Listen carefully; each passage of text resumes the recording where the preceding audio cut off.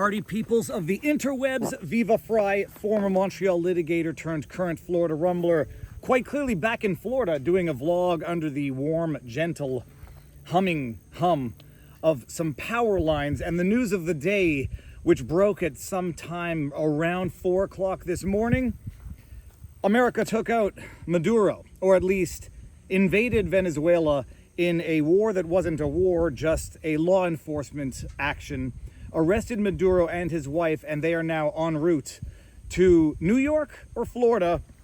Probably New York, because the indictment against Maduro and his wife for cocaine trafficking, narco-terrorism, possession of a machine gun, and conspiracy to possess a machine gun was filed in the Southern District of New York.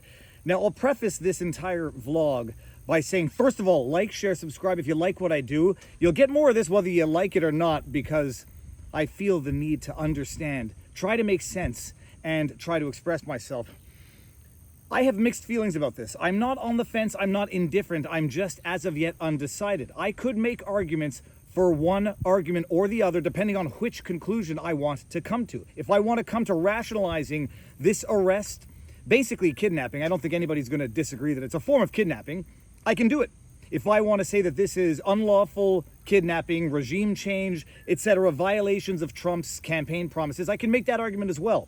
My initial reaction is that this feels like a violation of the no new wars, no regime change promise of the Trump administration. That's my initial starting point. But just to make sense of all of it, at about 3:42 this morning, Pete Hegseth, spoke about it during the press conference. Trump spoke at length about it during this press conference, which occurred at about 11:35 this morning on January 4th, 2025.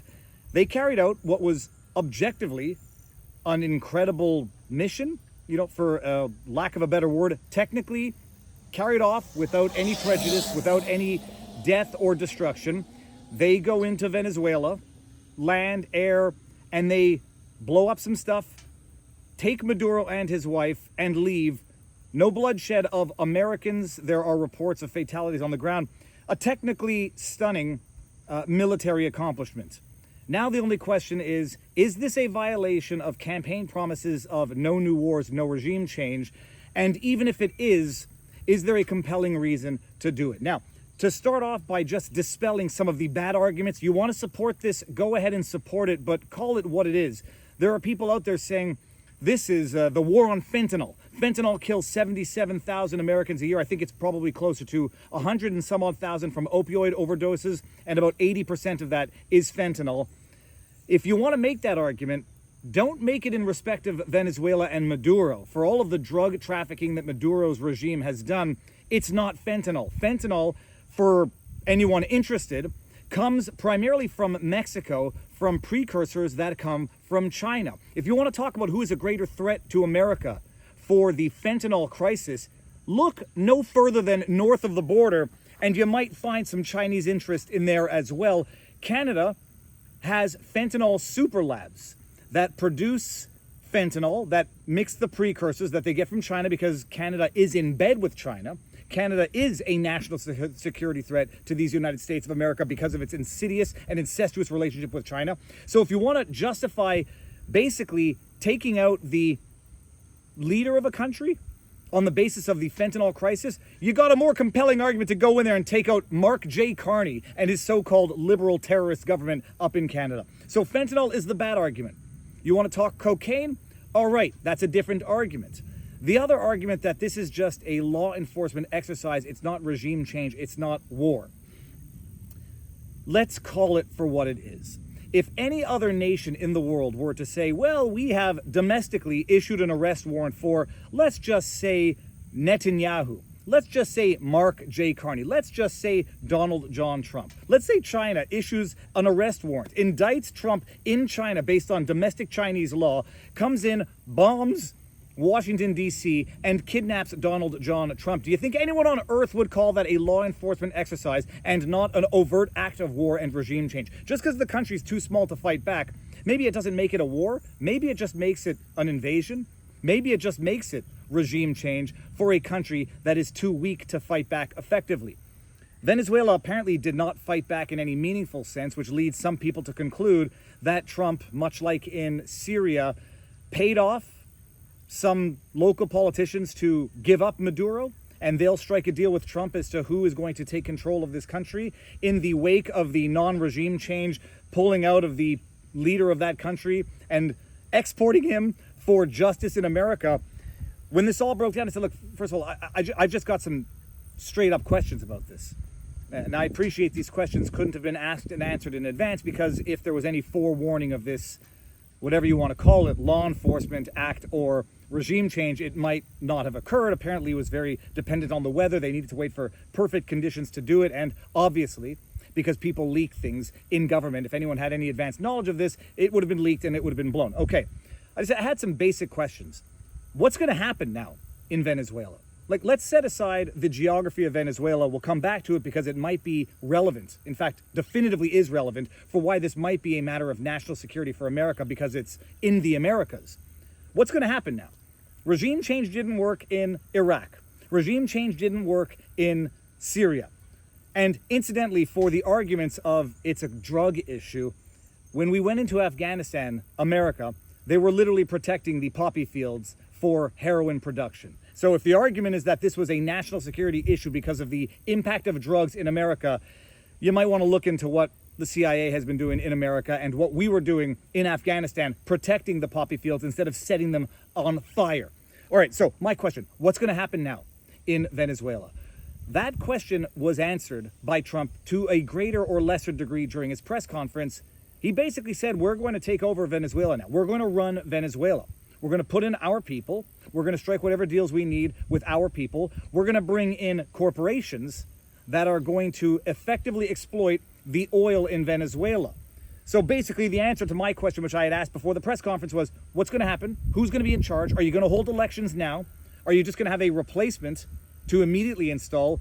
And Trump's answer, which may or may not please a great many people out there, is we are going to run Venezuela right now. Is that going to be feasible without a substantial military presence? We'll see.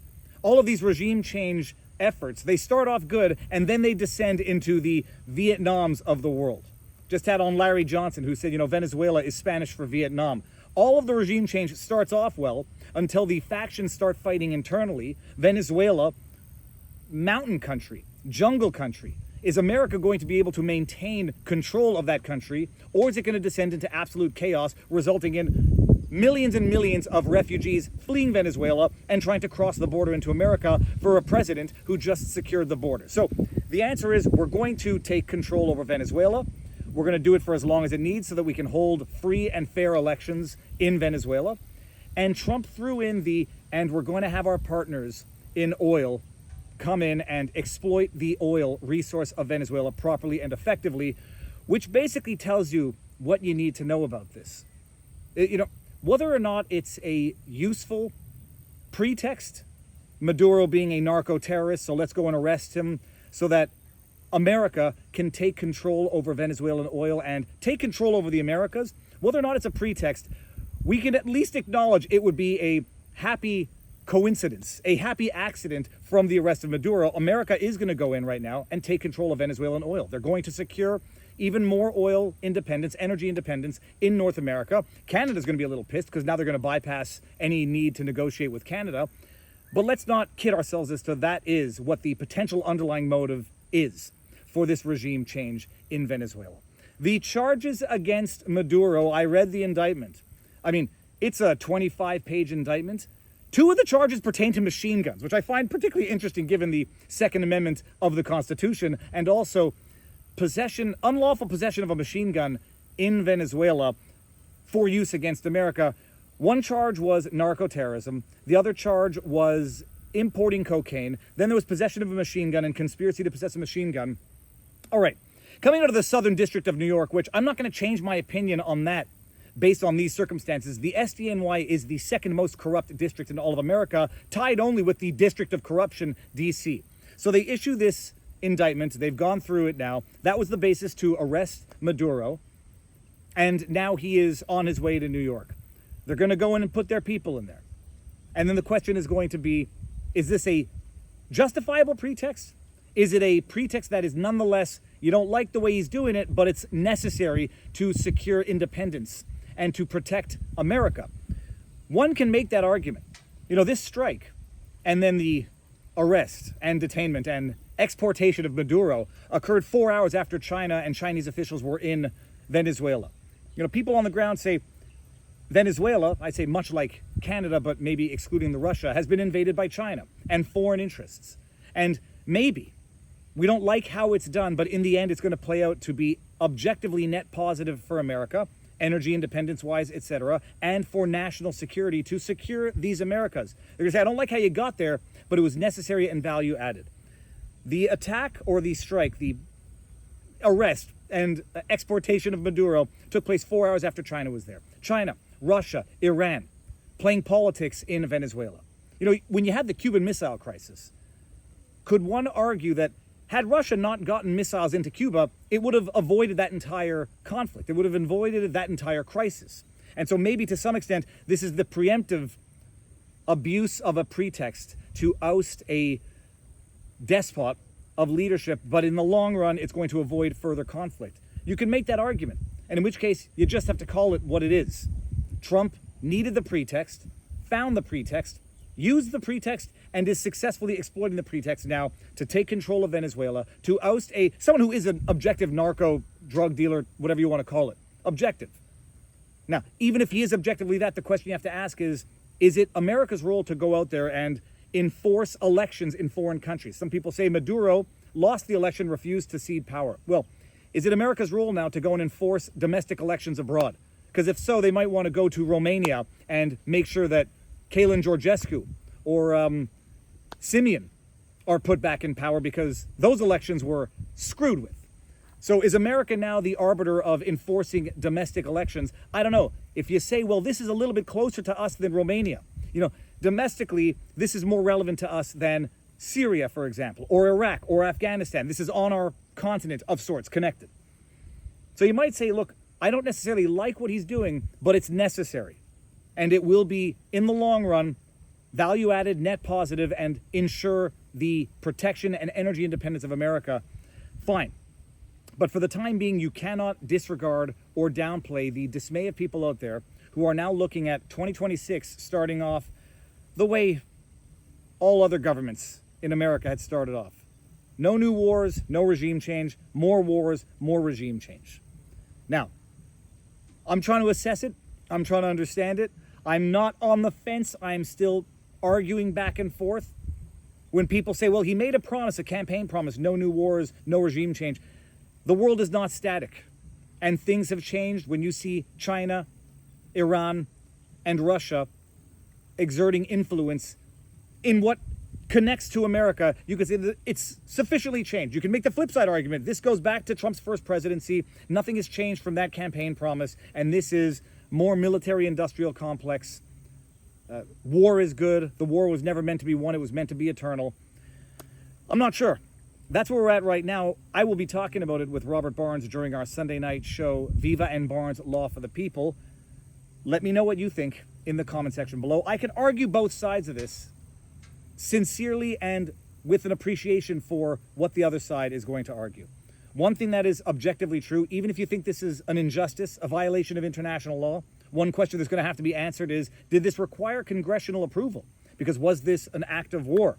Was this starting a war without the approval of Congress? The flip side argument to that is going to be every single president before Trump has done the same thing. And therefore, you want to go after Trump for this when you didn't go after the others for that? Fine. Flip side argument to that is Democrats don't play with an even hand.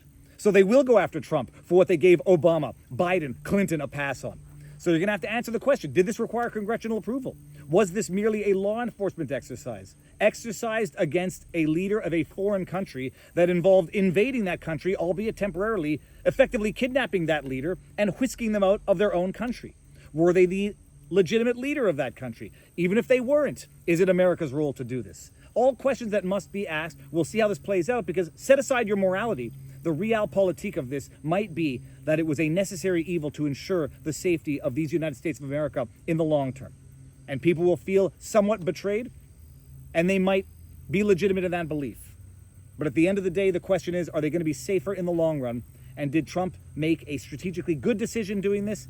Time will tell. Regime change has never worked out well. You always go in and take out the leader, and then the poo-poo hits the fan. So expect that to happen in the coming days, weeks, and months. We shall see. For the time being, those have been my meandering thoughts. Viva Fry. Like, share, subscribe, drop a comment in the comment section below. It is so good to be back in the free, beautiful state of Florida. I love it.